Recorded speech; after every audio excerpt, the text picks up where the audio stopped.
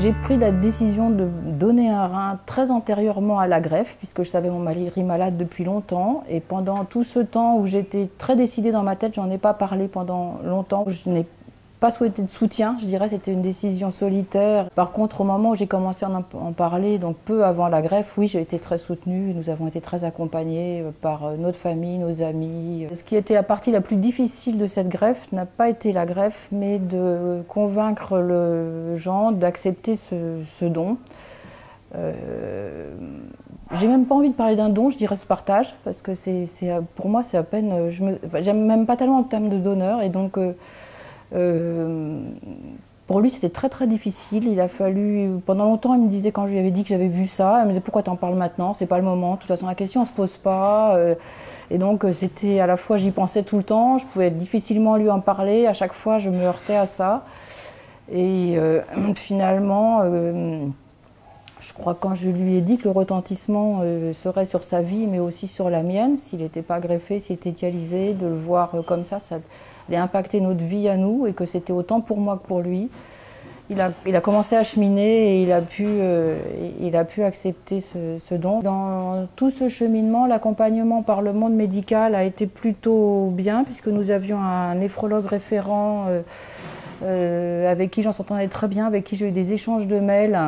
Je ne le voyais pas, mais j'ai eu des échanges de mails et il me répondait toujours très vite.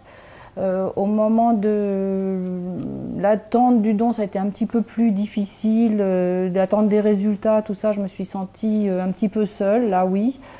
Et puis il y a eu un moment difficile juste après la greffe, puisque j'en ai fait un rejet dans les premiers jours, et là il y a eu un moment de flottement. Bon, mais après ça s'est rétabli.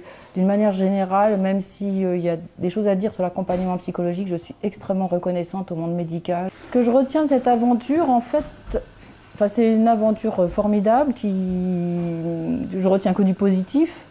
À vrai dire, je n'y pense pas très souvent. Aujourd'hui, on a repris une vie tout à fait normale, et donc à la fois elle était importante et très marquante, et à la fois c'est pas quelque chose auquel je pense au quotidien, parce qu'aujourd'hui on vit bien, on est peut-être encore plus proche. La place du donneur vivant aujourd'hui, pour moi, elle devrait être. Je vois qu'elle augmente un petit peu. Je pense qu'elle devrait être vraiment beaucoup plus importante, parce que quand je vois notre parcours à côté de ceux qui ont un parcours beaucoup plus difficile, par exemple, le frère de mon mari est également insuffisant rénal, en attente de greffe maintenant depuis 2 ans ou 2 ans et demi. Je vois sa qualité de vie à côté de la nôtre. Je trouve que cette greffe devrait être encore beaucoup plus développée, et rapidement, parce que ça me paraît une solution qui est très bonne pour beaucoup de gens, pour tous ceux qui ont la chance de pouvoir le faire, de se sentir à l'aise avec ça, et que c'est pas encore tout à fait pas encore assez connu, pas encore assez développé. À tous ceux qui pensent à donner un rein à un proche aujourd'hui, moi j'ai envie de leur dire c'est une chance énorme que vous avez, allez-y. Sachez qu'il y aura des moments de stress, des attentes de résultats, des moments qui ne sont pas faciles, mais vous serez remercié 10 fois ce que vous avez fait, et c'est une chance. Allez-y.